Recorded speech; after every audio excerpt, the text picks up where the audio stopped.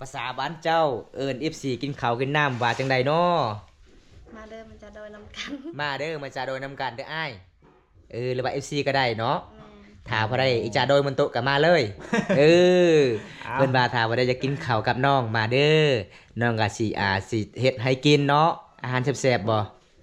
แซ่บบ่อาหารหยังมื้อนี้อาหารยังอ่ะหรือเป็นโตหรือเป็นโต เวลา หรือเป็นฮาราก็คือน้องเว้าว่าอาหารธรรมศาสตร์เนาะ แม่ ป้าทุกคนเลยยอมรับว่าใจดีเด้ แมน เอ้าคันน้องสิยอให้อ้ายกินนี่ตอนแรกนี่น้องได้เข้ามาที่ไสมากินน้อง หนึ่งไม้ 1 ไม้ไอ้มันเป็นตามประเพณีทุกคนบางคนบ่เข้าใจว่าโอ้บ่าวตามาเคสนบทก็กินข้าวกินน้ำอยู่เฮือนสาวลาวต้องมีนี่เพิ่นประเพณีบ่นี่จำแบบนี้ถ้าหาบ่กินก็ได้ทุกคนจำแบบนี้แล้วก็หามาฝ่ายบอกให้เจ้าป่าเจ้าเขาอยู่เฮือนอยู่ศาลก็ให้การไปมาก็ขอให้ปลอดให้ภัยพี่น้องเอาแล้วก็เอาข้าวอีกมาจำแบบนี้เลยทุกคน FC อยู่ฟังถ่ายทามาบ้านเฮาเด้อนี่จับแบบนี้เป็นตามประเพณีเนาะบ่าวตาก็สิเมื่อแล้วน้องก็เลยเอิ้นอายจะเผาเมื่อเด้อดิข่อยคิดฮอดบอมตาก็เลยอยู่ต่อบ่จักบ่น้องสิยอพาเขาเด้อทุกคนบ่น้องอายขอถามเด้อสมมุติว่าผู้บ่าวพังไทยอยากมาเยี่ยมมายามเจ้านี่คันเจ้ามีอาหารแบบนี้เจ้าก็ยอมแบบนี้บ่โอ้อีพ่อแม่จะบ่หายบ่น้อง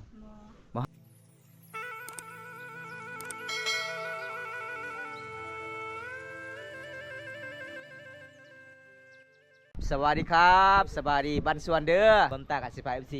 มาเยี่ยมมายามสาวแว่น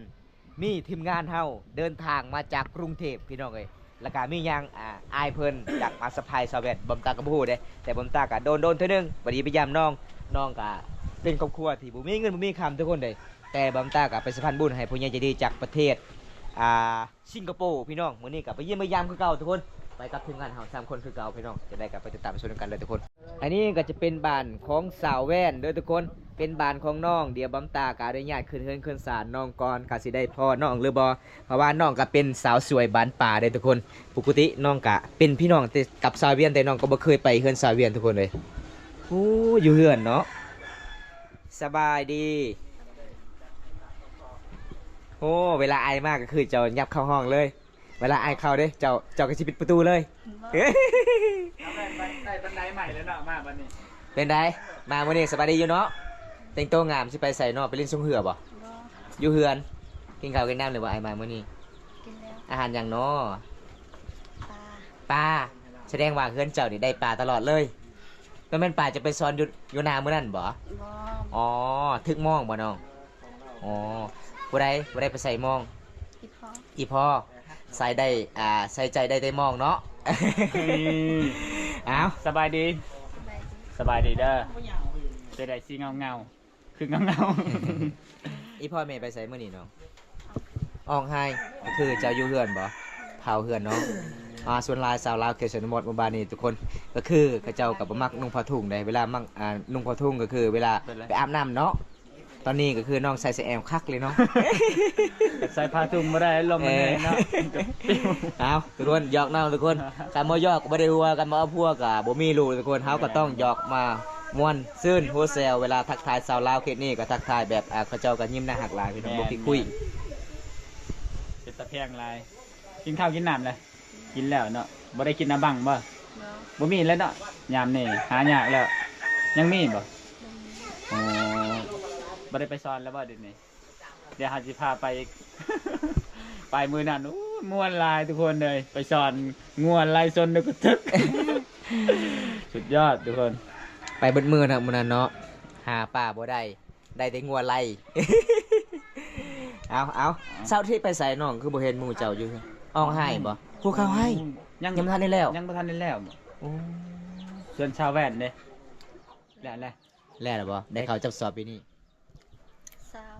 สาว ซาวภาษาบ้านเจ้าซาวก็สอบไปว่าจังใด บาดเจ็บบ าดจิต บัตรจิ บาดจิตเป้าบ่โอ้บาดจิตเป้าคือซาวก็สอบเด้อทุกคน แม่น เอามามื้อนี้น้องก็มีแขวงามๆเนาะ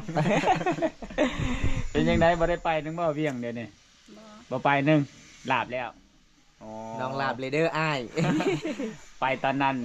เพิ่นบอกว่าเกือบเป็นเฒ่าแก่จีน เกือบได้เป็นเจเลยบ่เลยเป็นเจเป็นคนจีนแล้วทุกคนเลยน้องก็เลยรอบนี้บ่กล้าไปแบบย่านเนาะคันมีงานก็บ่ไปนึงว่าอ๋อ เฮ็ดเวียกเฮ็ดงานอยู่บ้านเฮาเนาะทุกกะยาบ้านเฮาเนาะ อยู่ หาหน่อไม้ สายเวียดกับแม่ หาหน้ำไม้หาหอยมาขาย หามากระบอกบ่มีบ่น้อง มีบ่ อ๋ออยู่เพิ่นเจ้าก็หาบ่โลนึงเท่าไหร่น้องก็เจ้าซื้อมากระบอก 10,000 กีบ แม่ อู้บ้านแกงอะลองคือ 13,000 กีบ 13แม่นแต่บ้านในนี่บ่ถึกบ้านหน่อไม้บ้านนี่แพง อ่า บ้านอลองบ่ถึก แม่น โอ้ทุกคนเลยนี่เป็นรายได้ของชาวบ้านช่วงนี้ตามฤดูกาลนะยามหน่อไม้ก็คือหน่อไม้ยามนี้ก็คือมากระบอกนี่แหละ หารายได้ซื้อพริกแป้งนัวเขตชนบทเฮาโอ้สุดยอดทุกคนคันบ่ไปหาก็บ่ได้เนาะ อ้าวเพราะว่าเฮามาเยี่ยมมายามน้องเฟิร์นน้องเพิ่นว่าจะเผากลับได้ออ้ายนางเลงกับน้องก่อนมื้อนี้น้องเหงาบ่มีไผมาลิ้นมาแอนเลยคันเบาตาเบาใส่บ่มาก็คือน้องก็สิให้ตลอดคิดฮอด อยากเด้อทุกคน อยากได้เลย เอาเวลาเคชนบทสาวลาวทุกคนไปเยี่ยมไปยามเป็นบอลน้องกับเอาสัตว์มาปูอยู่ในศาลเลยมันเป็นตามประเพณีที่12ของ14เพราะว่าอยู่ในห้องก็คือมันหนาวเนาะต้องอยู่ในศาลอากาศกะมันกะสิฮ้อนๆนิดนึงทุกคนเลยก็เลยมื้อนี้ก็ตะเว้นกะสิส่องตาบำตา ในเบิ่งผู้สาวบ่เห็นเด้อ พอดีแหละพอดีอุ่นเนาะ แม่ เพราะว่าบ้านเฮามันหนาวเด้ช่วงนี้ เป็นยังไงอายมาช่วงนี้มีคนจองมีคนคุยแล้วบ่จ้า บ่มี บ่มีเลย โสดคือเก่า แต่เวลาคุยกับเจ้าก็คือมีแต่บำตามาหาตลอด เด้ จะได้ช่วงนี้มีผู้บ่าวมาเล่นอยู่บ้านเฮาเดี๋ยวนี้ทางมันดีแล้ว บ่มีเนาะยังบ่ทันได้แล้วครัวเนาะสถานไม้ไร่ในเขตบ้านแกงอารองเขาเจ้ากำลังสิสร้างเด้อทุกคนเป็นยังไงที่เงิน FC ผักนำบำตาแต่บำตาก็บ่ได้ไปสะพานบุญมื้อนั้นบำตาผักนำบาวงน้องได้เลยบ่บาวงให้เลยบ่น้องได้แล้วเนาะได้เงินแล้วน้องอยากซื้อหยังสังกะสี ซื้อสังกะสี ซื้อแล้วได้ซื้อบ่ ยังบ่ทันได้ซื้อซื้อแล้ว ซื้อแล้วยังบ่ทันได้เฮ็ดตอนนี้ยังบ่มีเงินจะซื้อตะปูโอ้ยังขาดตะปู ขาดตะปูเนาะไปสังกะสีได้แล้ว โดย ต่อไปก็สิหามากระบอกซื้อ ก็คือมื้อนั้นบอมตากับไปสะพานบุญให้ผู้ใหญ่ใจดีจากประเทศสิงคโปร์น้องก็บ่ได้เอาในเงินได้ให้นำแม่ได้ โอ้ให้แม่เบิด แม่ จะบ่ได้เอาจากกิบเลย ก็คือคันเวลาน้องสิเอาก็คือไก่สิฮอดบุญทรงเหือบ้านเฮาน้องต้องรักเอาเนาะ เอาบัดเดียวเลยบ่ เอาบัดเดียวเลยได้เจ้าก็อยากไปเที่ยวบ่บุญทรงเหือบ้านเฮา อยากไปอยากไปเนาะคันมีเงินเนาะคันบ่มีเงินก็คือนอนอย่างเดียว นอนไห้กอดมอน คันบ่มีเงินก็มีครูพาไปนี่ก็ไปเลยเนาะแต่นี่บ่มีบ่ไปบ่ บ่มีคู่เนาะ บ่มีครู ยังบ่มีคู่เด้อทุกคน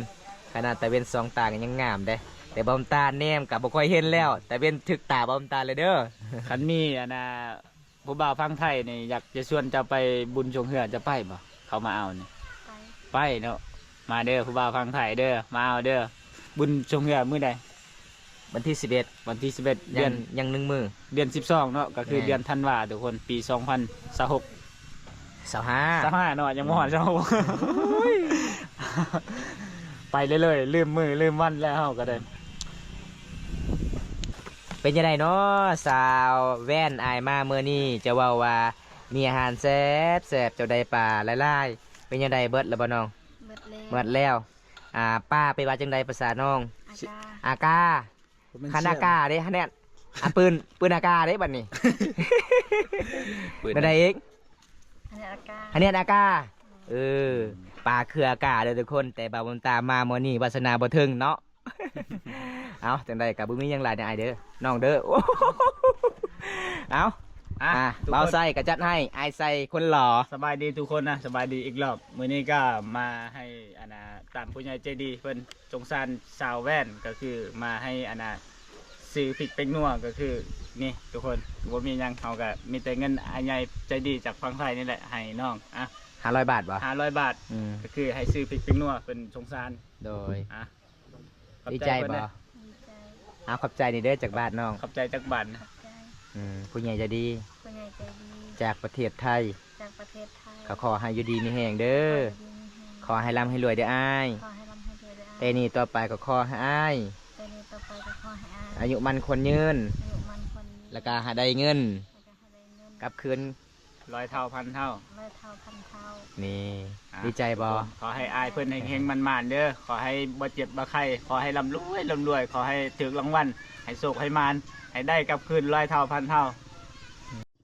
ไอ้ยังน้องเว้าพวกไปยังแดดบ่แดดแต่มันหนาวเนาะ บ้านเจ้าติดกับตีนภูเขาเนาะ กระเต่าทั้ง น้องในพันยังคืนนี่ได้เงิน300,000กีบบ่ได้พันยังเลยขอยเลยคิดว่าจะพันเห็นเบาใส่มาหาเจ้า เขาเบาใส่บ่ได้อยู่ในอันนั้นความทรงจำเลย ก็คือน้องได้เงินแล้วก็คือให้นำแม่บ่บอกไอ้แม่ว่านี่เด้อแม่เงินไอ้ใหญ่เพื่อนฝากให้ซื้อเกลือเป็นนัวเนาะอ๋อปกติน้องก็ไปเฮ็ดงานอยู่เป็นเดือนหนึงก็ได้เงิน5 เซนต์กีบกลับบ้านบ่โอ้ยทุกคนเลยอันนี้กับบอมตาก็ดีใจน้ำนองหลายๆมีไอ้ใหญ่เพื่อนจากประเทศไทยพาก แม่น นำเบาใส่เดินทางแต่กรุงเทพมาเมืองนอกกับเป็นง่ายเลยทุกคน หลายพันกิโลได้ ใจสู้ขนาดเลย กับบอมตากับไปบ่ฮอดจะบ่ถึงอีก หลังจากเดินทางฮอดเมืองนอกแล้วก็ขึ้นไปหาซาวแวน ชาวแว่นอีก ตกประมาณ หลยกิโลอีก 30 ปลายกิโลแต่เมืองนอกเส้นทางก็งามๆน้องบ้านเจ้าเนาะ ลูกๆกุกราน แม่นแต่พอได้บ่เคยการไปมาเส้นทางนี้บอกเลยว่า บ่รอด ไปบ่รอด จอดบ่ถึงเลยพี่น้อง ตกเหือ แมนเอาทุกคนตอนนี้เขาอยู่บ่ได้ในซานแดดมันแห้งเขาก็ย้ายบ่อหนึ่งเดือนทุกคน คือบ้านนาวสุดท้ายแดดออกแห้งไอรีแสดงบาโมนี่ ไล่เบาใส่ บาสนาถึงไอรีเด้อพี่น้องเอ้ย ปกติแดดแต่ทุกคน เบิ้งประตูน้องบุมีล็อกเด้เอา เข้ามาเลย โอ้เช็ดยังนี่สาวสะแบนเฮ็ดยังนี่นะ เนี่ยลุมตุ่มลุมติ่มเลย ไม่ยังสีนึ่งข้าวบ่แม่นบ่สีนึ่งข้าวนี่บ่ อันนี้คือ ต้มนั่น ต้มเหล้าเนาะ แม่น โอ้อันนี้เบิ่งเขาเจ้ากับสีย่างข้าวพี่น้อง อันนี้ลุมตุ่มลิ้นติ่มทุกคนเลยแต่อีหยังแล้วเขาเอื่น เพื่อนเจ้าเฮ็ดเหล้าบ่ เห็ดเรา โอ้เฮ็ดเหล้าขายเองบ่ว่าจังไดกินเกี่ยมบุญกินงะโอ้ ยังไม่ได้กินง่ายบ่เข็ดนี่ ยังมาฮอดเนาะ โอ้มาเด้อทุกคนเด้อครับบ่ได้ยังอยากมาก็มาเด้อมือบุญกินง่ายเด้อ ป้าห้องนอนชาวโสดเด้อทุกคน มันยังนี่เนาะ อารา อาราซ่านบ่กับวายเจ้าจะให้ไผกินน้อง อาร่าภาษาบ้านเจ้าเอิ้นอาร่า โพี่น้องเอ้ยเอาใจดีเด้ออันนี้ของปลาของดงบ่ แม่ เจ้ามาเอาเองบ่น้องอยู่บ้านบ่มตาบ่มีเด้นี่เด้ซานบ่มตาคือได้น้อยซำนี้อันนี้มันสารต่างประเทศเนาะ ใช่ สารต่างประเทศก็คืออยู่ผู้บ่มีบ่น้อง ชาตินี่น่าจะชาติพลัง เอาน้องก็สิยอมพาเขาเป็นตามประเพณีทุกคนเลยโอ้ยมาเยี่ยมมายามเมื่อใดน้องว่าปลาเบิดน้องก็เอาสารมากินแล้วก็มาวายวานเขากินแบบใดนี่เขาต้มเอาปะหรือว่ากินดิบกินดิบเลย กินดิบเลย โอ้กินแบบดิบๆเลยทุกคนปลามาเยี่ยมมายามสาวแว่นคนงาม สาวทริคนสวยแต่บ่ได้พอสาวทริมื้อนี้ได้พอแต่สาวแว่นบ่ได้ไปเยี่ยมไปยามน้องโดนแล้วเด้อทุกคนน้องกะมีอาหารแซ่บๆคันเวลาบนกินงะก็คือต้องเอาสารไหว้เนาะมากินเนาะโอ้น้ ระ อง วังถึงมือเลยน้องเอ้ยถ้าถึกใจอายนี่ก็ใครอยู่ดอก เห็นบ่ทุกคนสาวลาวเขตชนบทชุมพรบรูเมืองกองนี่ใจดีหลายๆคนได้บ่ว่าจะเป็นอีฟออีเมเพิ่นใจดีพี่น้องเวลาบำตาไปเยี่ยมไปยามมื้อใดอีเมเพิ่นเว้าว่าสาวแว่นเอ้ยย่อพาข้าวให้แขกนี่เด้อแบบนี้ล่ะพี่น้องบ้านเฮาคือบ้านเฮาทุกคนทุกอย่างกะยาแต่น้ำจิตน้ำใจงามสุดยอด น้ำใจสาวเผามังกร แม่ สุดยอดหลายทุกคน มานี่บ่ผิดหวังแน่นอน ถ้าอยากมาเที่ยวอยากจะมาลิ้นอยากจะมาเบิ่งก็ยินดีทุกคนทีมงานเฮาพาไปแก้ยากเนาะ กินแบบดิบๆเลยเนาะ เอาไปต้มก็ได้บ่เนาะ ต้มก็ได้ ใส่กับกระดูกก็แซ่บบ่โอ้ แต่ เก่งกับกระดูกก็แซ่บเลย แต่ถ้าอยากให้มันแซ่บกว่านั้นต้องใส่อันนั้นเลยน้องเอ้ย ใส่ใจ ใส่หม้อ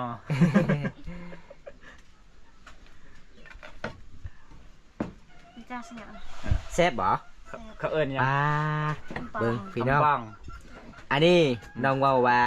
ใครคนอื่นนี่น้องบ่ให้เด้ให้แต่บ่อมตาน้องว่าจะกินแล้วเบิ่งอ้ายแซ่บได้ กินไปแล้วก็คือกลับบ้านบ่ได้เด้อ เดี๋ยว เอลี่บ่ซาแวนโอ้เอามาเบิ่งทุกคน เดี๋ยวแซ่บๆนะให้อายบุญตาเบิด อืมนัวทุกคนแซ่บหลายเด้ครั้งแรกได้กินสันใหญ่เด้อทุกคน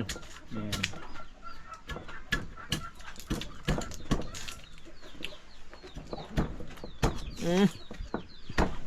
แซ่บ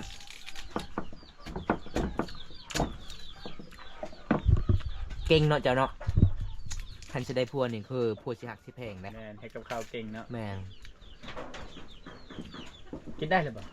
กินได้ กินได้ อ๋อ อันนี้วายยังอันนี้นะวายดงบ่วายบ้านเจ้านี่บ่คมเนาะ ไวหวานนี่เนาะ หวานบ่ เอาทุกคนเลยน้องก็สิย่อปลาเข้าอีกเอาว่าสิกลับบ้านน้องก็เลยบ่ให้กลับ เนี่ย ต้องกินข้าวกินน้ำก่อนเพิ่นว่ามันเป็นตามประเพณี เข็นนี่กันขึ้นเทือนเลยต้องในยอเขาได้ ย่อข้าวย่อน้ำเลยเอาแควจะโลดมากัด เคยเห็นแควเจ้านี่งามงามเอาทุกคนถ้าผู้ใดอยากมักสาวลาวเขียนนี่บอกเลยว่าขยันเลยทุกคนเลยถ้าผู้ใดเอาสาวลาวขึ้นนี่คุมแน่นอนขาดองบ่แฟงแต่ขยันงามสวย คาดองเท่าไรชาวแหวนลืมเลยเท่าไรคาดองเจ้าชาวแหวนลืมเลยจะบอก ลืมแล้ว ลืมเลย เจ้าก็ลืม โอ้ แสดงว่าอายมาวันนี้เจ้าก็ลืมอายเลยเนาะ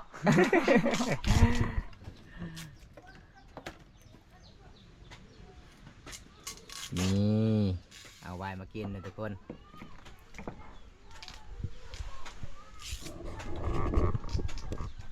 โอ้คักเนาะบ่เผาเนาะเอากินเลยโอ้อ่ะเป็นของกินจากธรรมชาติ เอามาให้อีกบ่โอ้มี2 ยอดทุกคนเลย บ่แม่นแม่น้องเอาไปขายบ่เนาะ บ่ บ่ คันคายนี่เขาเจ้าซื้อบ่ ซื้อ โอ้อันหนึงเท่าใดน้อง1,000บ่ โอ้หลายพันได้หา6,000บางเทื่อเป็น10ได้มันหายากเด้อนี่ หายาก บ่แม่นว่ามีเงินแล้วซื้อกินได้เด้อ เคยกินบ่ใส่เจ้าเคยกินบ่ มาครั้งแรก โอ้หมู่บ้านบ่มตาบ่มีเด้ บ่ มีแต่หมู่บ้านน้องมี เขาเอิ้นหยังนะชาวแว่น อารา ฮารา มันภาษาบ้านเจ้าบ่อะล่ะ อาราภาษาบ้านเฮาเนาะ โอ้ถ้าอยู่อะล่ะภาษาลาวเด้ สลาวคือสารสันใหญ่ สารใหญ่ สารป่าสันดง บ่แม่นตาวเนาะ บ่แม่นตาวโอ้ยใหญ่เนาะตาวเนาะ ใหญ่บ่โอ้ ตาวนี่ใหญ่ อันนี้แสดงว่าชานพลังค่ะ สันดง โอ้ทุกคนบ่ใส่กับบ่เคยเห็นอันต้นมันแหละ หมู่บ้านนี่ก็เจ้าก็หาอยู่หากินตามป่าตามดงทุกคนกินอาหารธรรมชาติตลอดก็คืองานแบบธรรมชาติสาวลาวคือนี่ส่วนใหญ่บ่มักกินหวานมักกินแบบคม เนาะ ๆก็เลยแอวก็บ่ได้เจ็บเด็กแห้งๆเด้อ๋องเข่า เวลาเต้นนี่ LD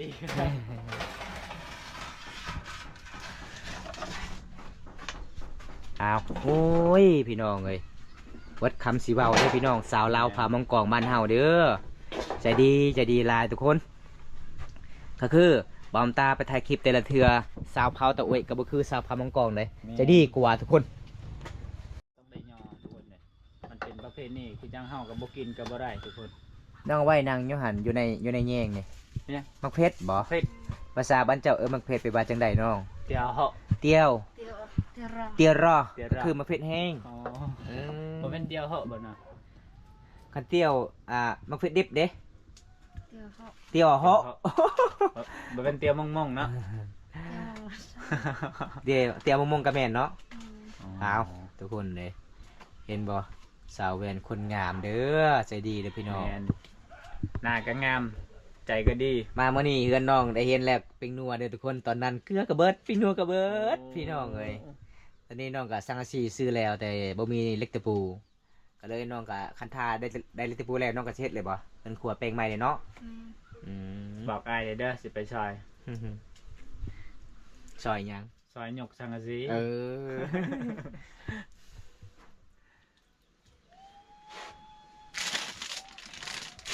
บ่อยบ่เอิ้นบ่อยคือกันเนาะอ๋อ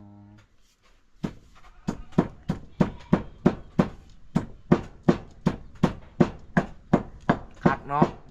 คันข่อยย่านพร้อมทางนี่ข่อยบ่ขึ้นว่าเจ้าสิตำมักเผ็ดเด้ข่อยก็เลยเอิ้นว่าสาวแวนเฮ็ดหยังน้อ เบิ่งเสียงทุกคนดังตอกโอ้ยพี่น้องเอ้ยบ้านเฮาก็บ่มีจักรเนาะ แม่น ตามแบบนี้ จะในเมืองอาจจะบดเอาเลย แม่นคือสาวลาวนี่เขาเจ้าเคยตำมักเผ็ดบ่ได้ก็คือโขกบ่ได้แตกเลย แม่น คันเสียงผู้ชายตำฮอดปานนี้แตกเลย รู้เลย เออ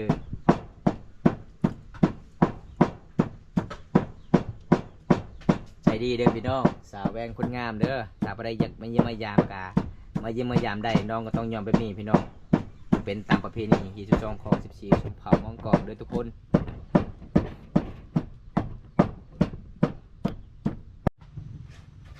ใช้น้ำดีกว่าโอ้สูตรเนาะ น้ำปลาแดกเนาะ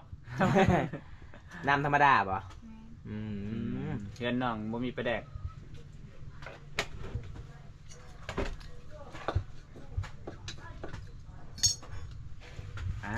ติดไปเรียบร้อยแล้ว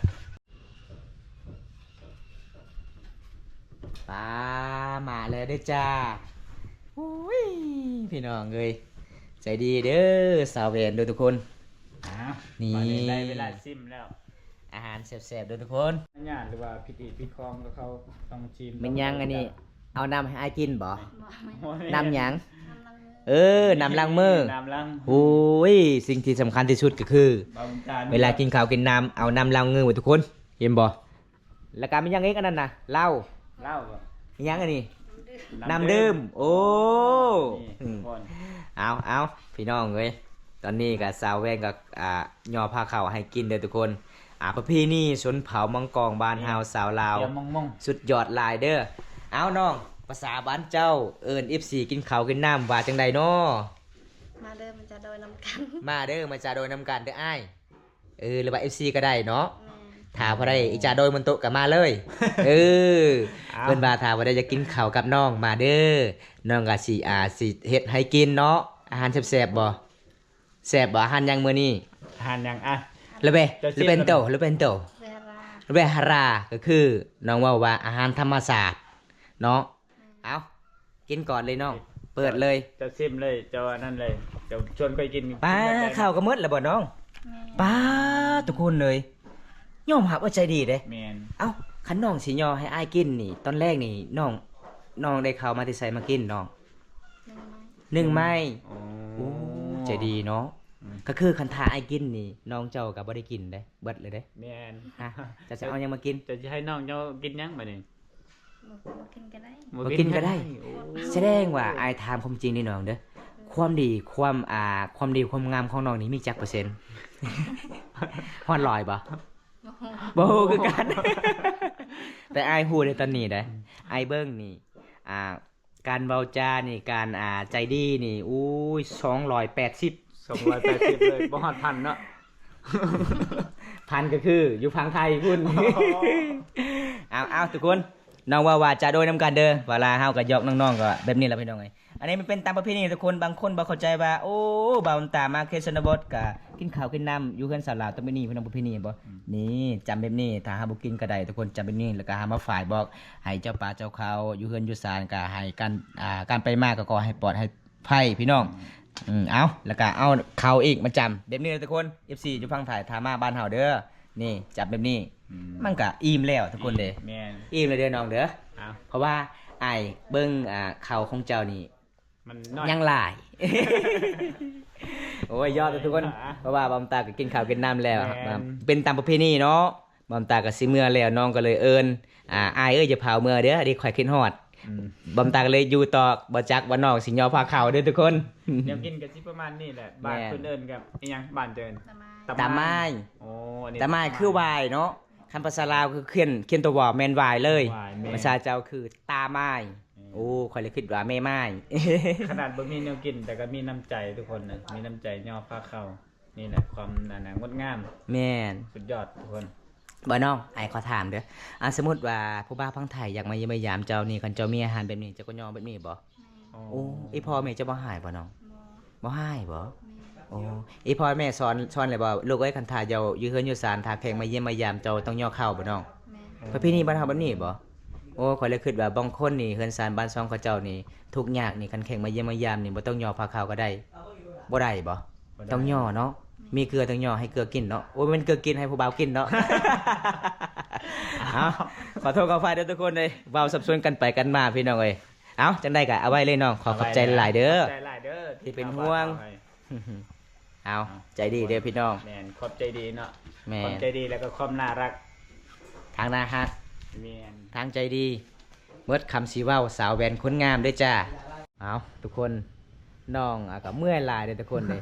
เวลาอยู่เฮือนเจ้าเนี่ยบ่มีจอกบ่น้อง เวลากินน้ำต้องยกแบบนี้บ่ ทำแบบนี้เลย ทิกหน่อยก็ต้องยกแบบนี้บ่ อ๋อ ทิกหน่อยเอายังมาตองใส่ เ